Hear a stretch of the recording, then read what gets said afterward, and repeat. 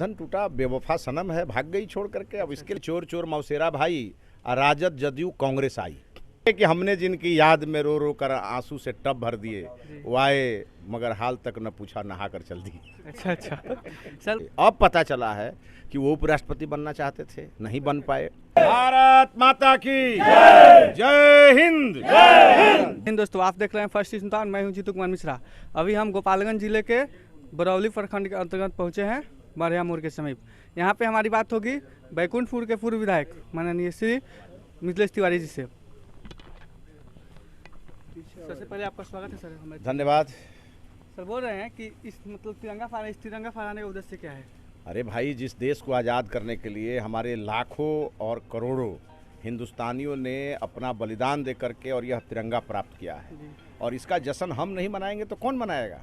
ये जश्न आज़ादी है जो 75 साल पूरा होने के बाद आज़ादी का अमृत महोत्सव पूरा देश मना रहा है, 135 करोड़ लोग मना रहे हैं, तो हम इससे पीछे क्यों रहें? सर हाल ही में आपका गठबंधन टूटा, इस पे आप क्या कहेंगे?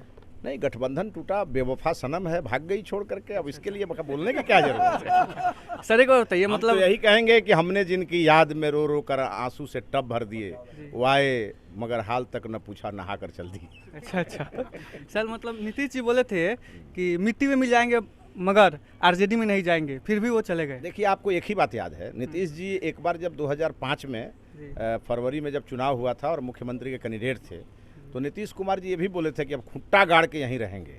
और जैसे अटल बिहारी वाजपेयी जी ने, उस समय के माननीय प्रधानमंत्री जी ने, जैसे ही उनको लॉलीपॉप दिया मंत्री बनने का, चले गए, कृषि मंत्री बन गए।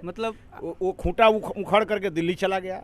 उसके बाद हम लोगों के साथ आए, हम लोगों के साथ 5 से लेकर के और 12 तक ठीक ठाक चला, और 13 में उनको पता नहीं क्या हुआ, उनको दौरा पड़ता है कभी कभी, तो 13 में हम लोगों को छोड़ के चले गए। वो कहेगा कि नरेंद्र मोदी के हाथ में गोधरा का खून लगा हुआ है, तो पहले तो थाली छीने, उसके बाद सरकार छीने और चले गए। तो नीतीश कुमार जी चले गए और कुछ दिन थे आराम से। पब्लिक उन पे भरोसा ना करे तो बेहतर रहेगा। अभी पूरा भरोसा जाने दीजिए, जब सप्तम अध्याय पूरा हो तब बीच में छेड़िए। तो चले गए 13 में, और चले गए तो 15 में फिर चुनाव हुआ, फिर से मुख्यमंत्री बन गए। हम तो यही पूछना चाहते हैं उनसे कि 13 में जो मोदी जी के हाथ में गोधरा का खून था, वो 17 में साफ हो गया था क्या नीतीश जी, कि आप फिर हम लोगों के पास चले आए? आज 17 में आए तो कह के आए कि गुंडों की पार्टी है, उसमें हम रह नहीं सकते हैं। तो आज क्या साधुओं की पार्टी हो गई क्या राष्ट्रीय जनता दल, जिसमें चले गए हो? और अभी तो भागे, तो इसका पता ही नहीं चल रहा क्यों भागे। अब पता चला है कि वो उपराष्ट्रपति बनना चाहते थे, नहीं बन पाए, तो अब प्रधानमंत्री बनने के लिए निकले हैं। तो चला मुरारी हीरो बनने, एगो सिनेमा आया था, और हमको लगता है कि उनका वही हाल होना है। वो ऐसे जगह जाके फंसे हैं, अब इसके बाद भागने लायक भी नहीं रहेंगे।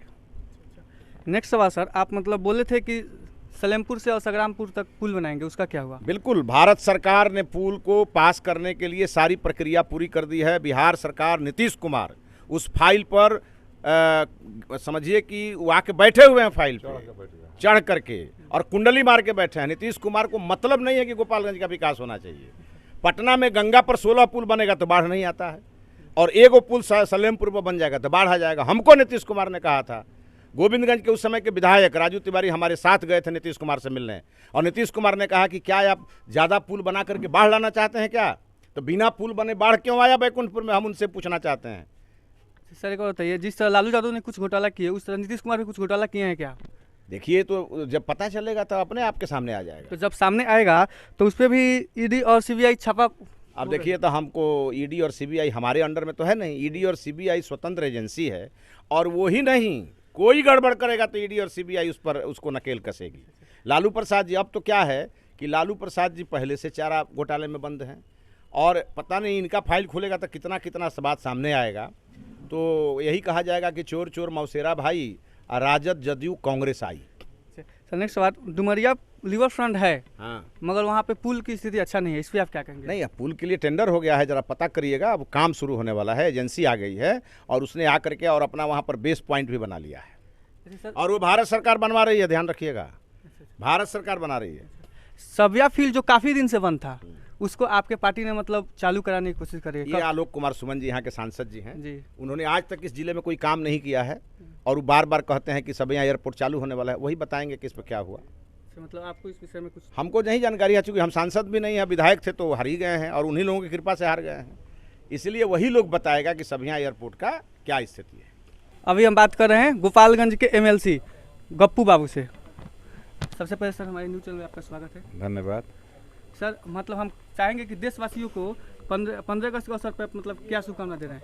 आज आज़ादी का अमृत महोत्सव चल रहा है। इसी अवसर पे हम लोग गोपालगंज जिले के बरौली बढ़िया विजय तिवारी जी के आवास पे हम लोग सब लोग एकत्रित हुए हैं।